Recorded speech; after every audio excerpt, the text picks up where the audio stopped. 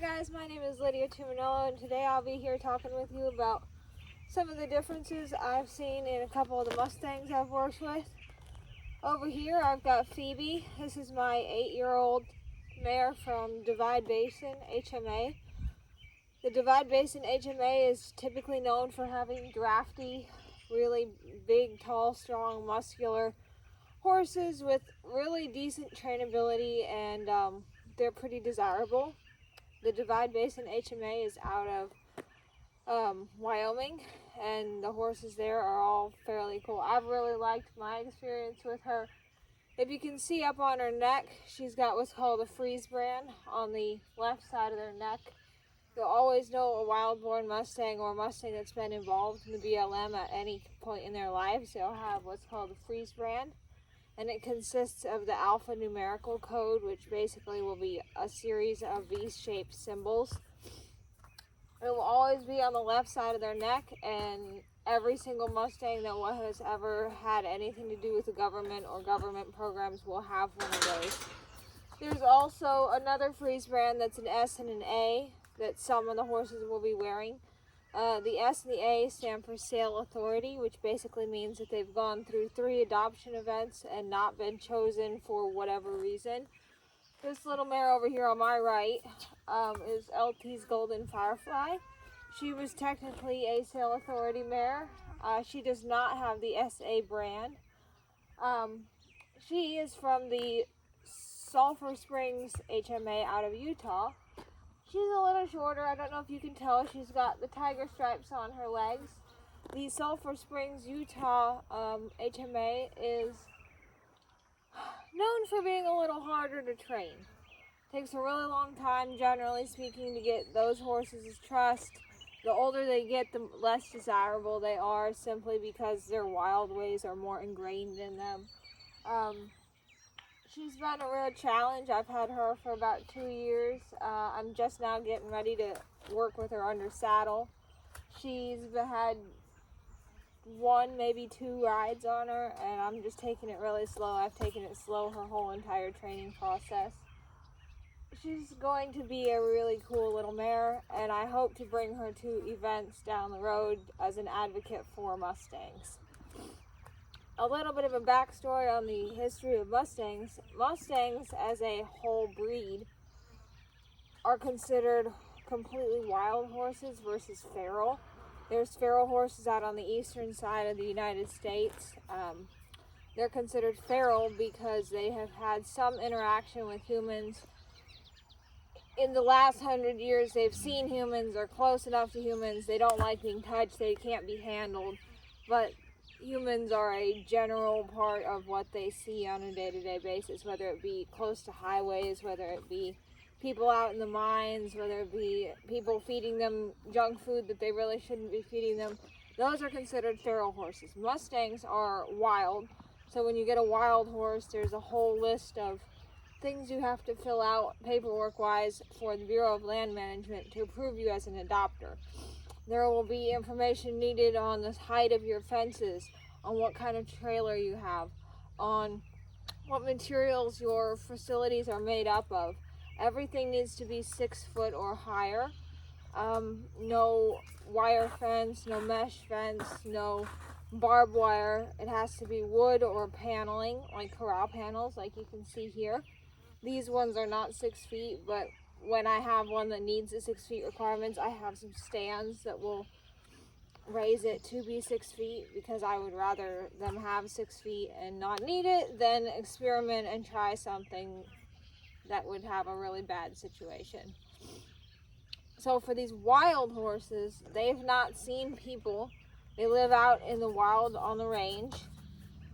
People are scary. People are terrifying. You have to put them in a chute, and they're still crashing and banging and wild and crazy in order to deal with them or handle them in any way, shape, or form. There is over 70,000 horses out on the range right now. It's too many for the land to handle. So what the BLM will do is they'll stage what's called gathers. They'll gather a bunch of the young ones, a bunch of the older ones, and try to keep the herds down to a more manageable level. Then once they've got those wild ones in a common area, they'll sort them according to age. So the 2-year-olds will go in one pen, the 6-year-olds will go in another, the mares will be connected together, and what will be geldings will be together. You'll never get a stud from the Bureau of Land Management. They geld everything prior to sending it out for adoption for anything else. Any training programs, there will always be a gelding. So going to get a wild horse looks like sometimes they crash into fences and then crash into things trying to get away from us as a predator. It's just not a good situation. So if you don't know what you're doing, you generally could probably figure it out with a younger one, but these older ones, it's not a good idea to just play it by ear and see what you can do. It's ideal to work with a trainer that you really like their programs and their way of doing things. Generally speaking, Mustangs are a clean slate. I have run into a few that I would count as bad apples. But with those, sometimes the best option is to just say, I don't have the skill set, and either look for help and try and get somebody to help you, or send them back to the Bureau of Land Management. It's always an option is to send them back. So for an adoption, you can go pick up a Mustang and it won't be legally yours for a year following your start date. So you'll keep it, you'll do the care, you'll do the training. After a year, a Bureau of Land Management agent will come out to your facility and inspect the horse, make sure it's going well, make sure it's progressing well, and then give you a thumbs up, or they'll say, we need to take this horse back pronto, so they'll make arrangements then for that. Following that process, close to a year after your pickup date, you'll get paperwork in the mail stating that it needs a signature from an equine professional, so either a vet, I believe a farrier works, anyone else in a professional industry that can sign off and say, yes, this person has taken care of this animal satisfactorily, they're progressing well, all the things. And then you'll send that paperwork back and you'll receive your title in the mail a few weeks to a couple months later. Many people have had a little bit of an issue there, but usually if you reach out to your divisional land management agent, they will help you. Mustangs are pretty cool. Phoebe is pretty close to finished. She does bareback, she does English, she does Western, she does jumping, speed events. She's got a little bit of a dressage foundation down in there. I've had her since she was 2. She has all the fancy buttons and does all the things. I'm really proud of where she has ended up. She is my unicorn, has been my ride or die for the last 6 years.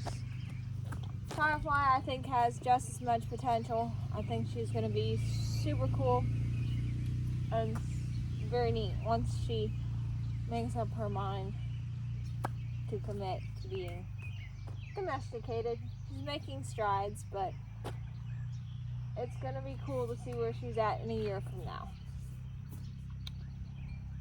Mustangs originally came from the merging of what were settlers' horses and Indian ponies, as well as whatever else was here wild.